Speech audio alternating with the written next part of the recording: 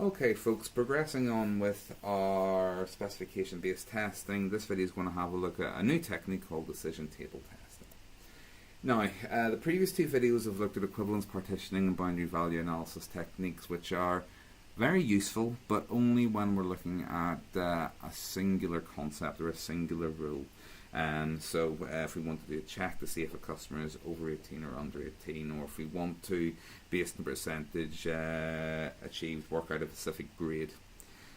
There's lots of examples though where the outcome is going to be based on multiple inputs. So take insurance policies, for example. For car insurance, it's going to be the premium you're going to get is going to be based on what's your address, what's your driving history, what type of car you drive. It's a combination of multiple inputs that will actually dictate whether you get a quote at all, or if you do get a quote, what price you're actually quoted there. So in that sense, equivalence partitioning and boundary value analysis aren't that useful, which leads us into a different set of techniques. Two we're going to have a look at: decision tables in this video and state transition testing in the next. So we're very much now moving into the realm of more complex business logic and business rules. So a decision table, it's a good way to deal with a combination of inputs or a set of inputs. We can use it to model complex business rules and link those to different outcomes based on a combination of different inputs. They're very good at helping testers explore the effects of different and unusual combinations on software states.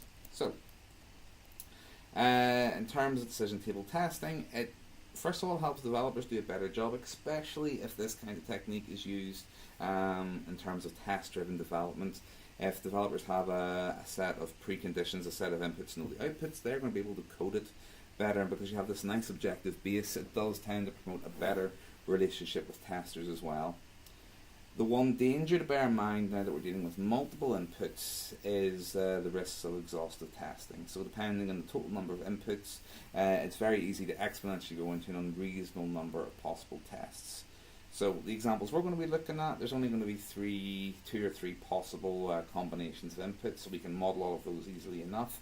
But in a real world industrial scenario, you could have 10, 20, maybe even 100 different inputs. By the time you multiply all those possible combinations, you physically can't do all of that testing. So you need to have some method to be able to shortlist the combination of inputs that you need to test.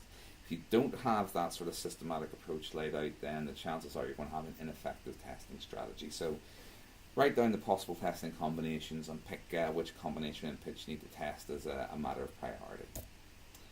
Okay, so decision table testing. Let's start highlighting a few need-to-know bits. So first of all, when we're doing this, we need to identify the input conditions. And these input conditions tend to be binary, true or false checks used to evaluate the data. It's either true the customer is under 18 or the customer is over 18. You can get a true or false, so it's a bit like an if statement in that sense. Then we also have a set of actions. So based on a combination of different inputs, there's going to be a set of actions. It could be the value that we quote a person for insurance. It could be whether we offer someone credit. It could be a number of different things. But based on the combination of inputs, there could be one or more actions that we define.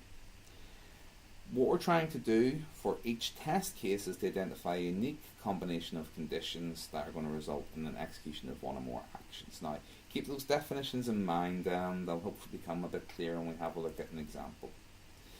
So, before we just get into the example, this is how we actually lay out those different rules, conditions and actions. So just keeping that in mind for the moment, let's have a look at this example. So, sticking with car insurance, relatively simplistic example, but we'll hopefully get the concept across. So we have a company specializing in vintage car insurance, and will insure anyone with a car older than 30 years inclusive, so 30 years and above, and if the driver is aged over 50.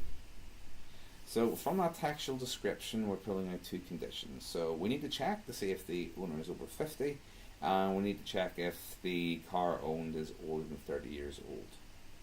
So there's a little formula we can do to work out how many different possible conditions or how many combinations that we can physically do, and that's going to be 2 to the number of possible conditions. So 2 to the power of 2, because we have 2 conditions, means we have 4 possible conditions to test, and we only have one possible action. In this case, we either offer insurance or we don't offer insurance. So let's have a look at how this is modelled then. So along the top we have the different rules that we're going to check, or the different possible combination of inputs is another way you could describe that. And then down the first column we have the different conditions, so a check as to whether the driver is over 50 or not, and a check as to whether the car is over 30 or not, and then the possible actions. So based on this scenario, rule 1, if the driver is over 50 and the car is over 30, then we do offer insurance. Any other combination will result in us not offering insurance. So the driver's over 50, yes, that's fine, but the car's not old enough, or the car is old enough but the driver isn't, or the driver and the car aren't old enough. In all three of those cases, we won't offer insurance. And that's all been worked out by deriving the conditions and the actions from that short 2 or 3 lines. And that's something you do need to be able to do in terms of assessment as well. Okay, let's have another example. So here we have a login screen. So user enter values for username and password, and then the entry is processed. So here's the condition, and based on the condition, here's the action. User enters username only, so this is a condition, so we've got a username but no password, so we get an error message.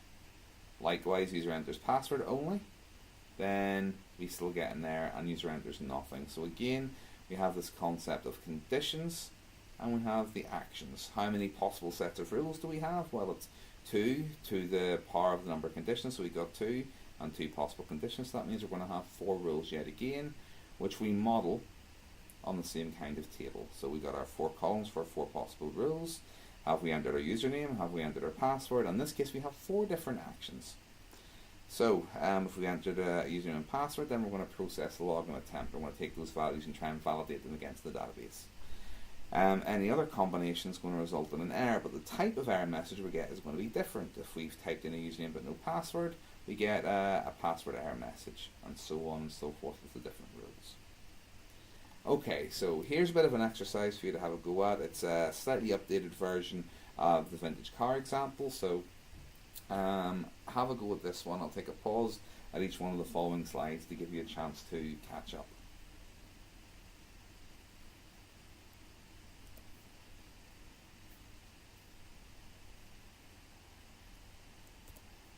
Okay, so at this stage, hopefully everybody has identified the number of conditions and actions. So again, I've tried to color code accordingly. So looking at the actions, first of all, we can see there's 3 of these. We can offer insurance just with no discount.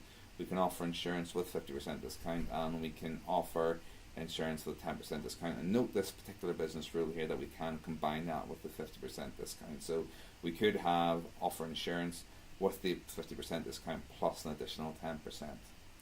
What are the conditions we need to check? Well, we need to make sure the car is over 29 years old. We need to make sure that we've got 5 years no claims bonus, and we need to make sure that they're a member of the owners club. So now that we have that information, I'll take another pause, and if you haven't done so already, try and compile that into our decision table.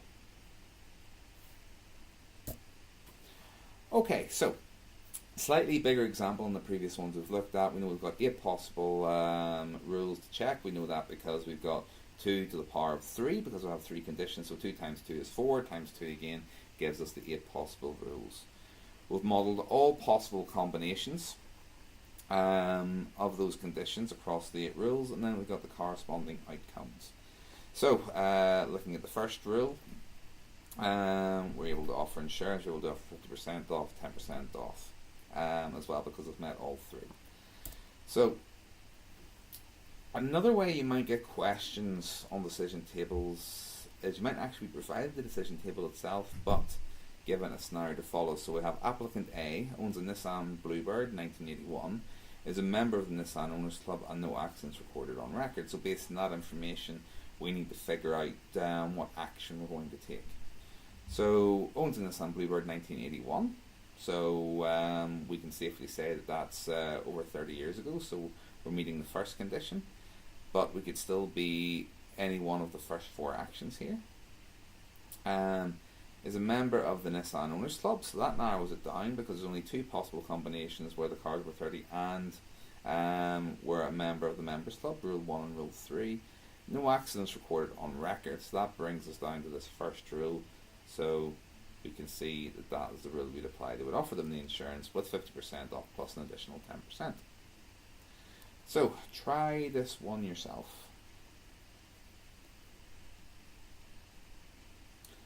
So in this case, owns a Datsun Sanza in 1978. Did make an insurance claim last year. So 1978. We're going to come into rule 4. Why is that? So is the car over 30 years old? Yes, it is. We're happy with that. Did make an insurance claim last year, so they don't have 5 years no claims bonus. We haven't mentioned whether they're part of the members club or not. So we're going to assume they aren't in this case. So we're going to come down with this one here. So we're going to offer them the insurance. They're not going to get their 50 or their 10% off. So the final one to have a go at, and again I'll take a pause.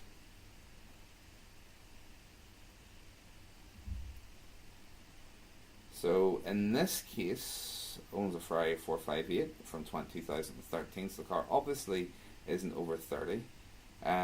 Former member of the Ferrari Owners Club, so not currently a member of the Members Club, and crashed the car and claimed 2 years ago. So we're trip no in terms of the conditions.